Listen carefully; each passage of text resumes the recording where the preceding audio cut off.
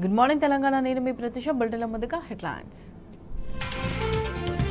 చైనాను కుదిపేసిన భారీ భూకంపం, 100 మందికి పైగా దుర్మరణం.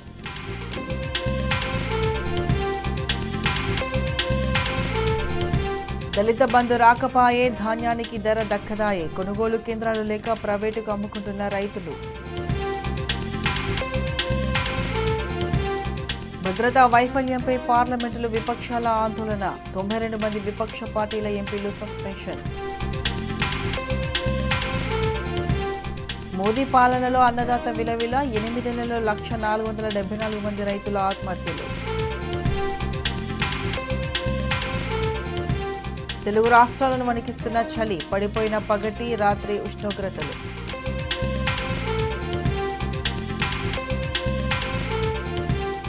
భారీ వర్షాలతో తమిళనాడు అతలాకుతలం, నీటిలో మునిగిన పలు ప్రాంతాలు, కొనసాగుతున్న రెస్క్యూ.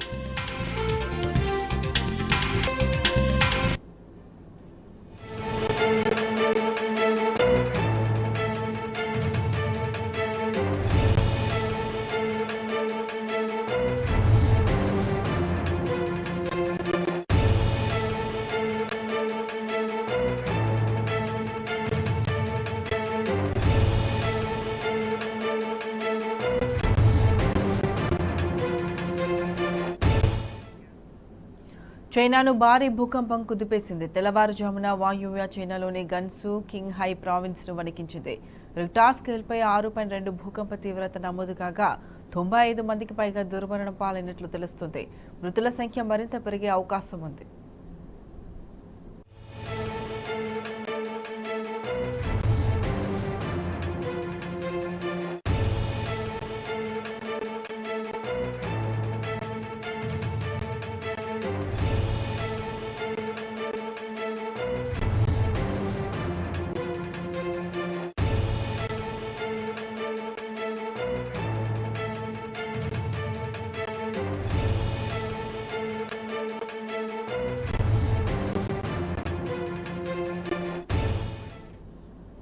చైనాను భారీ భూకంపం కుదిపేసింది. తెల్లవారుజామున వాయువ్య చైనాలోని గన్సు కింగ్ హై ప్రావిన్స్ ను వణికించింది. రిక్టార్ స్కేల్పై 6.2 భూకంప తీవ్రత నమోదు కాగా 95 మందికి పైగా దుర్మరణం పాలైనట్లు తెలుస్తుంది. మృతుల సంఖ్య మరింత పెరిగే అవకాశం ఉంది.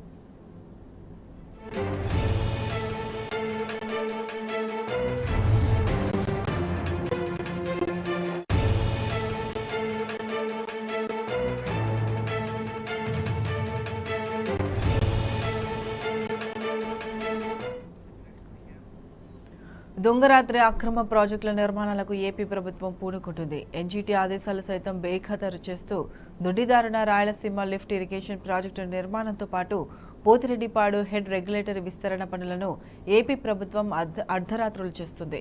మరోవైపు నాగార్జున సాగర్ కుడి కాలువ ఆక్రమణకు పాల్పడుతూనే అన్ని నిబంధనలు ఏపీ ప్రభుత్వం విస్మరించడంపై తెలంగాణ ఇంజనీర్లు ఆగ్రహం వ్యక్తం చేస్తున్నారు. ఇలాంటి నిర్ణయాలు తెలంగాణ ప్రజలకు తీవ్ర అన్యాయం జరుగుతుందని ఇంజనీర్లు ఆవేదన వ్యక్తం చేస్తున్నారు.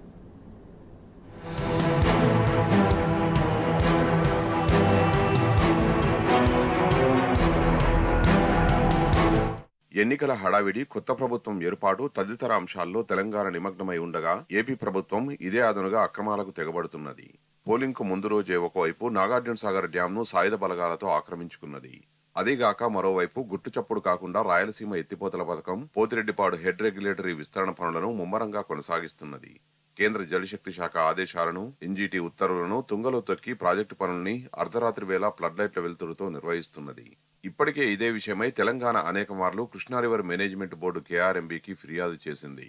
అయినప్పటికీ కేఆర్ఎంబీ నుంచి ఎలాంటి స్పందన లేకుండా పోయింది.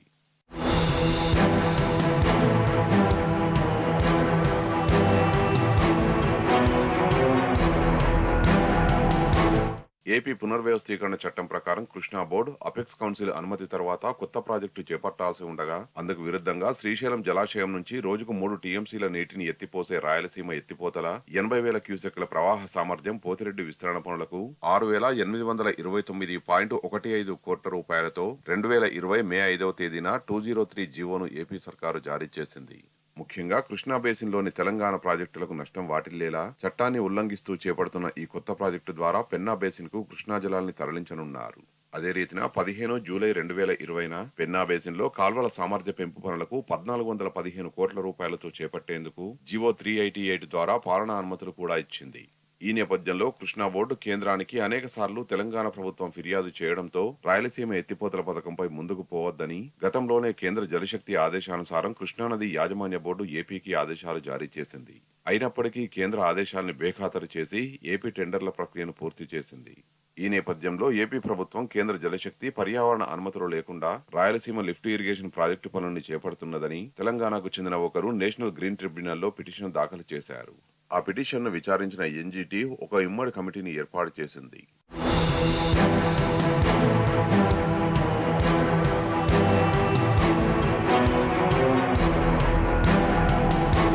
ప్రాజెక్టు అనుమతులున్నాయా లేవా, ప్రాజెక్టు వల్ల ఏపీ తెలంగాణకు సమన్యాయం జరుగుతుందా లేదా, శ్రీశైలం జలాలు ఇరు రాష్ట్రాలకు చెందిన అంశమైనందున కేంద్ర జలశక్తి పర్యావరణ అనుమతులతో పాటు మరే విధమైన అనుమతులు కావాల్సి ఉంటుందనే అంశాలను కూడా తేల్చి నివేదిక సమర్పించాలని ఆదేశించింది.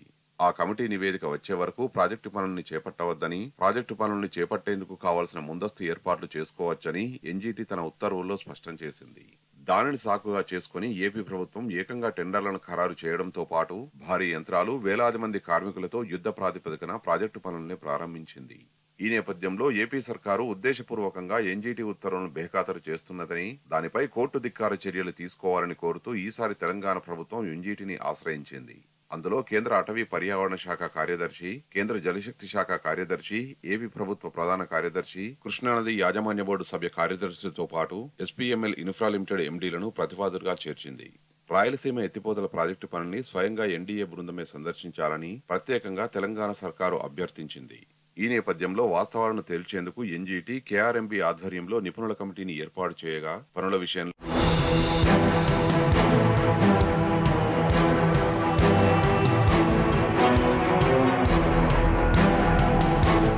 ఏపీ ప్రభుత్వం చెబుతున్న విషయాలన్నీ అబద్ధమేనని ఆ కమిటీ నివేదించింది. దీంతో పర్యావరణ అనుమతులు పొందే వరకు రాయలసీమ ఎత్తిపోతల పథకం పనుల్ని చేపట్టవద్దని, కనీసం డిపిఆర్ తయారీ కోసం కూడా ఎలాంటి తవ్వకాలను పనుల్ని చేపట్టవద్దని ఎన్జీటీ నొక్కి చెబుతూ ఆదేశాలు జారీ చేసింది. నిబంధనలు ఉల్లంఘించి పనులు చేపడితే అందుకు ఏపీ ప్రభుత్వం బాధ్యత వహించాల్సి ఉంటుందని, కఠిన చర్యలు తీసుకుంటామని హెచ్చరించింది. ఈ మేరకు ఏపీ ప్రభుత్వానికి 2021 డిసెంబర్లో ఎన్జీటీ స్పష్టమైన ఆదేశాలు జారీ చేసింది. అయితే కొద్ది రోజుల పాటు స్తబ్దుగా ఉన్న ఏపీ సర్కారు తెలంగాణ ఎన్నికల్లో నిమగ్నమైన సమయాన్ని అదనుగా తీసుకుని కొద్ది రోజుల నుంచి ప్రాజెక్టు పనుల్ని మళ్లీ ముమ్మరం చేసింది. ఎన్జీటీ ఉత్తర్వుల్ని తుంగలో తొక్కి మరీ పనులు చేస్తున్నది.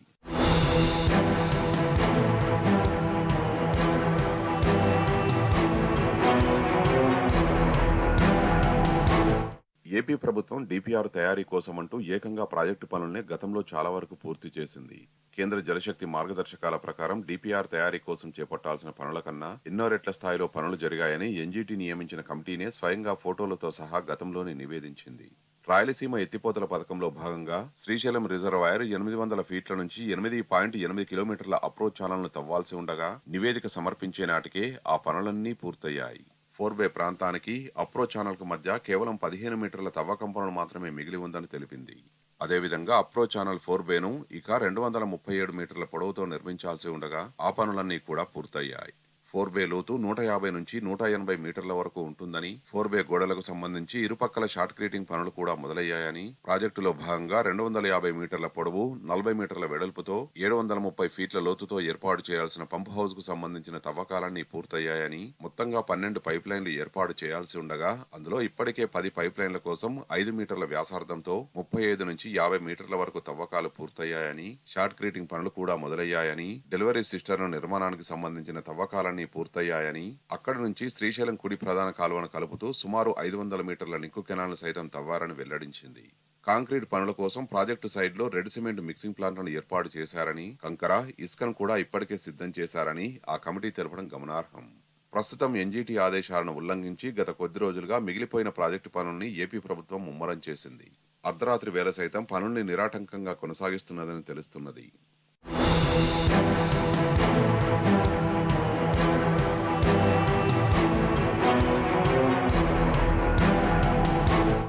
కేంద్ర పర్యావరణ శాఖ నుంచి అనుమతులను పొందే వరకు రాయలసీమ ఎత్తిపోతల పథకం పనులను చేపట్టవద్దని, కనీసం డిపిఆర్ తయారీ కోసం ఎలాంటి తవ్వకాలు చేపట్టరాదని ఏపీ ప్రభుత్వానికి ఎన్జీటీ స్పష్టం చేయడంతో పాటు అప్పటికే చేపట్టిన పనుల వల్ల జరిగిన నష్టాన్ని అంచనా వేయాలని నిర్ణయించింది.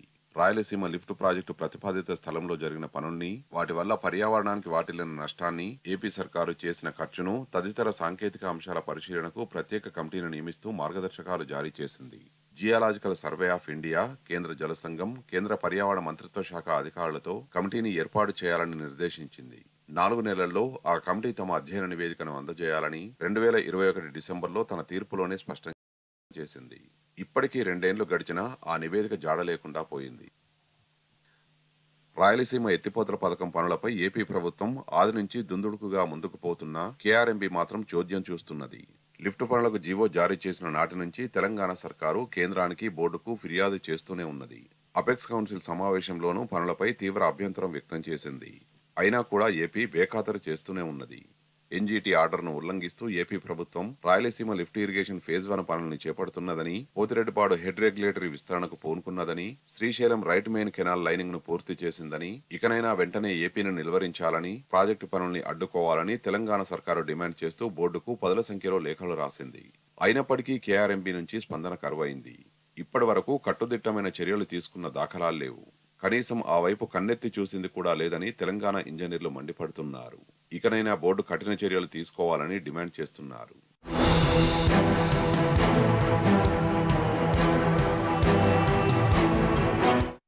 రాష్ట్రంలో ఆటో డ్రైవర్ల ఆందోళనలు తీవ్ర స్థాయికి చేరుతున్నాయి. మహాలక్ష్మి పథకంతో ఆటో డ్రైవర్ల బతుకులను ప్రభుత్వం చిదిమేస్తున్నదని ఆవేదన వ్యక్తం చేస్తున్నారు. తమను ఎలాగైనా ప్రభుత్వమే ఆదుకోవాలని డిమాండ్ చేస్తున్నారు. మరోవైపు పలు జిల్లాల్లో ప్రభుత్వానికి వ్యతిరేకంగా నిరసన ప్రదర్శనలు చేపట్టారు.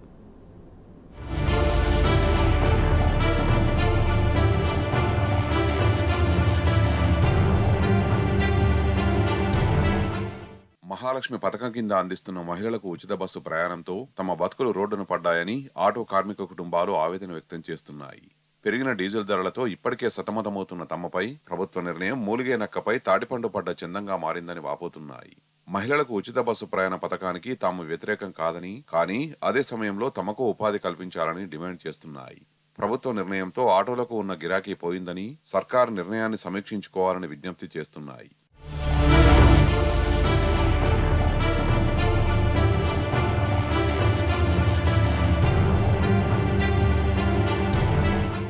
ప్రభుత్వానికి వ్యతిరేకంగా జనగామ జిల్లాలో ఆటో డ్రైవర్లు ఆందోళన బాట పట్టారు.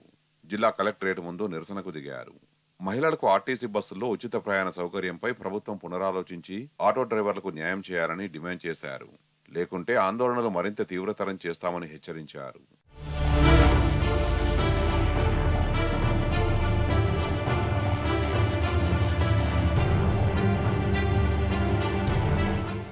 జగిత్యాల జిల్లా కేంద్రంలో ఆటో డ్రైవర్లు భారీ నిరసన చేపట్టారు. మహిళలకు ఉచిత బస్సు ప్రయాణంతో కాంగ్రెస్ ప్రభుత్వం తమ జీవనోపాధిని దెబ్బతీసిందని ఆవేదన చెందుతున్నారు. వందలాది ఆటో డ్రైవర్లు ఆటోలతో ర్యాలీ చేపట్టారు. మాకు ఉపాధి లేకుండా చేస్తున్న ప్రభుత్వమే తమను ఆదుకోవాలంటూ ఆటో డ్రైవర్లు డిమాండ్ చేస్తున్నారు. జగిత్యాల పాత బస్టాండ్ నుంచి కలెక్టరేట్ వరకు ర్యాలీ చేపట్టారు.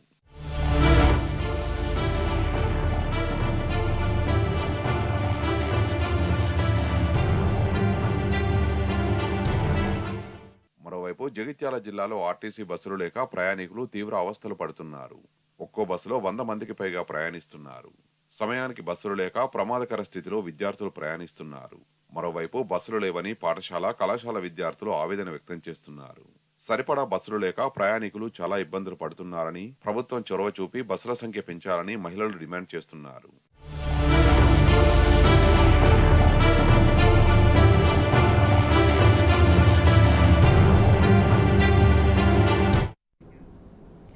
భారత క్రికెట్లో పసిడి సిరులు పండిస్తున్న ఇండియన్ ప్రీమియర్ లీగ్ మరో సీజన్కు సిద్ధమవుతుంది.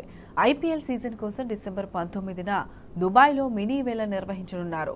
333 మంది ఆటగాళ్లు అమ్మకానికి ఉండగా 77 ఖాళీలున్నాయి. 214 మంది భారతీయులు, 119 మంది విదేశీయులు, అసోసియేట్ దేశాల నుంచి 2 తమ అదృష్టాన్ని పరీక్షించుకోనున్నారు. వేలంలో ఖర్చు పెట్టడానికి ఫ్రాంచైజీల వద్ద మొత్తం 262.95 కోట్లు ఉన్నాయి. గుజరాత్ టైటన్స్ వద్ద అత్యధికంగా 38.15 కోట్లు ఉండగా అత్యల్పంగా లక్నో సూపర్ జైంట్స్ వద్ద 13.15 కోట్ల సొమ్ము ఉంది. అయితే ఐపీఎల్ క్రికెట్ చరిత్రలోనే తొలిసారి భారత్ బయట వేలం ప్రక్రియ జరపనుండడం విశేషం.